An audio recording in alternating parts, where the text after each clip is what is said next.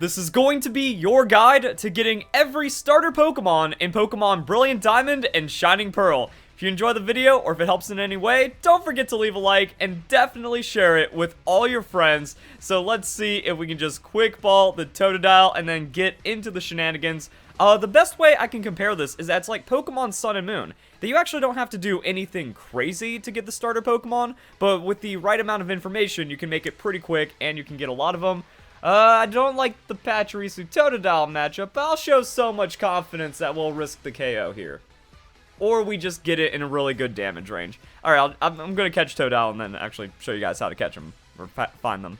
Alright, so here's how it works. We have a table of all the Pokemon spawns that can be found in the underground, and grass and water biomes have the starter Pokemon that are grass and water type. So we can scroll down here and say like, wow, Bulbasaur and Squirtle spawn in the same area. And we can also see some other Pokemon. We got Totodile, Chikorita, Trico, Mudkip, etc. There's a lot of Pokemon that can spawn in this, but there's also a lot of non-water and grass type Pokemon, such as the Gabite.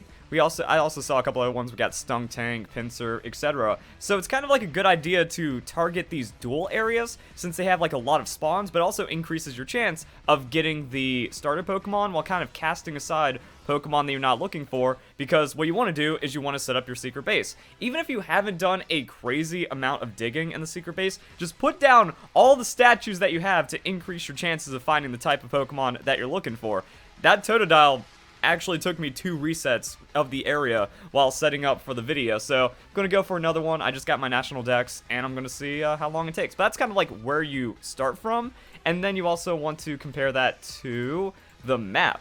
So the map kind of like shows you where to find Pokemon. Green and blue, it's going to be the same for everyone. So like if you're just going for, like if you don't care about getting all the starter Pokemon initially, then you can just kind of use this map to target Pokemon specifically. So by digging in Jubilife City, you end up right here, which means boom, you got your grass type starters, you got your water type starters, set your secret base somewhere in this area, and then you're going to be good to go for finding those Pokemon. And there we go, we got a Turtwig. By the way, you can get all of the Sinnoh starters in the underground, which is what makes this feature so amazing. I picked Piplup, I can get Turtwig. I can get all Generation 1 through 4 starters with a little bit of grinding, so let's go bust out that Quick Ball again. I've also found that the Dusk Ball just works down here. We're in the underground, these are caves. Makes sense, and it seems to line up because I just caught Totodile with it. I think it has a pretty low catch rate, but it's just that easy. So it's mostly about the resetting and the grinding. That one took like 4 cave resets to go in. Also, I have a pickup team, and we just ended up with a shiny stone. So if you guys have been wondering how to get the extra stones, that's how you do it. It's not that you like trade or find them in the underground. You need to get them through pickup. I'm going to be doing a guide on that later today. So not only do you like and share the video, you subscribe, hit the notification bell, all notifications, YouTube shilling stuff, go to the description, and then check out my Pokemon Brilliant Diamond Shining Pearl playlist. There will be everything about the game. If you want to play Pokemon Brilliant Diamond Shining Pearl at the highest possible level, my playlist has you covered. So yeah, we can just kind of go in and out and then eventually accumulate all of the starter Pokemon that we're looking for. One thing that's also good to have are synchronized Pokemon, because then you're just starting up like the breeding base of like, yeah, I can just synchronize whatever nature I want, breed that with a high IV Ditto, Everstone, GG easy. Then we can just kind of make competitive Pokemon off of that. But it just kind of depends on where you want to go. So I'm going to go to a water-only place and see how much the statue helps with finding the water-type starters. But at this point, since I'm just trying to get my first setup of starters, doesn't really matter. I can just kind of get whatever. Also, trading.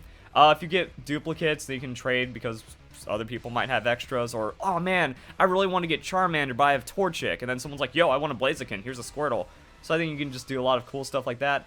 Hey, Piplup, let's go. So I found a couple of interesting things in just kind of getting starter Pokemon. It seems like if you're going for water starters, you want to get the areas that have as many entrances as possible because it does change the layout of the rooms. I was trying this area right here, and it's really not that great, but this one seems to be pretty strong, and that's how we got the Piplup. Also, pretty common sense, the orange one or the lava red one, that is where you find the fire starter Pokemon. We can also take a quick look at those tables just to kind of see how you would want to set that up or how much of an impact the fire trophies have. You don't need the trophies, but they do help. But if you're a fan of Cyndaquil, it's probably going to be okay because there's just Geodude, Onix, Skorupi, Graveler, Furret, Sentret, and that's really it for non-fire type Pokemon. So not a lot of varied spawns in the lava biome, which means just kind of putting down one trophy to get the like slight increase bonus. Probably going to be enough to make that work for the fire starters. And as you can see, I'm not really having too bad of a time getting some of the other starter Pokemon. So actually it seems like a really good place to go is the battle area, because like, yeah, and you have to have the national dex to get the starter Pokemon anyway, so have this unlocked. And there we go, just 1, 2, 3. There's all your starter Pokemon. Farm it out for a while. GG, easy. I already have Piplup though. Why am I wasting my time? So let's see if we can get a fire starter to wrap up the video. Also, the water area is pretty nice because you can get a Ralt spawn, and I recommend running into the Ralt because you can see if it has Trace, in which case it's not worth your time, or you can also go for the Synchronize and maybe just roll a really cool Synchronized nature, and then you're going to thank yourself later for getting it. Easiest game of my life. Now, I did go to my secret base and I did add fire Pokemon because it seems like I was getting a lot of Skorupi, so it just makes it better. Like, if you have any trophies, put them down before targeting a species. Just makes things work out a little better.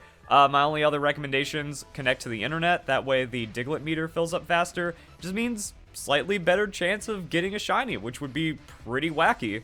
Other than that, maybe get False Swipe. I haven't really needed it too much. I got some PP up while finding Pokemon as well. So yeah, everything's just kind of coming together. It's really play Pokemon with a little bit of extra information, and then you end up with all the starters, or you find some good ways of trading and setting it up. And yeah, mostly because of the Dusk Ball, I don't think that you need the False Swipe too bad. I think that's a catchable range. Easiest game of my life. And there we go. Tell me what you think in the comments down below. How do you like this feature? Like I said, it feels comparable to Pokemon Sun and Moon with the island scan, and that was just like a really cool way of getting all the starters. Are you having a good time getting starters? Actually, game's barely been out for a day, so maybe some people aren't going for their national or haven't gotten their national dex just yet. Do you have any other cool ways of getting Pokemon? It just seems like this is something that isn't really too crazy to optimize outside the statues, and you just go to an area, wait for a starter Pokemon, and then you're happy. I don't know what Charmander's problem is, though. I don't know why he doesn't want to get caught. Right, that was Counter. I'm pretty sure Counter's an egg move. That's the cool thing about the underground. Actually, that's something I didn't even mention in this video. Thank you, Charmander, for helping out the quality of this video, because you can actually see right here the egg move. So you can save yourself a lot of time, kind of depending on the rarity. It's not like the starter Pokemon are super rare, but they are uncommon. If you're trying to roll for the correct starter Pokemon, it might take a while until I see another Charmander or Totodile. But yeah, that's going to be the counter right there. Dragon Tail, Outrage, Dragon Dance. So I mean, probably get a Jolly Ralt or Jolly Synchronized Pokemon. Maybe you find the Dragon Dance this way. That could be pretty cool. Belly Drum might make a comeback. So yeah, that's everything to pay attention to. Like some of the egg moves. Also, grab yourself a Slugma or a Macargo while you're here, because you want Flame Body for the breeding. Yeah, like I said, it all comes together and everything gets pretty nice. So I hope you guys enjoy the video. Hope you all have a nice day. Thank you very much for watching. Oh yeah, also I hope you get all the starter Pokemon you want. Have a good day.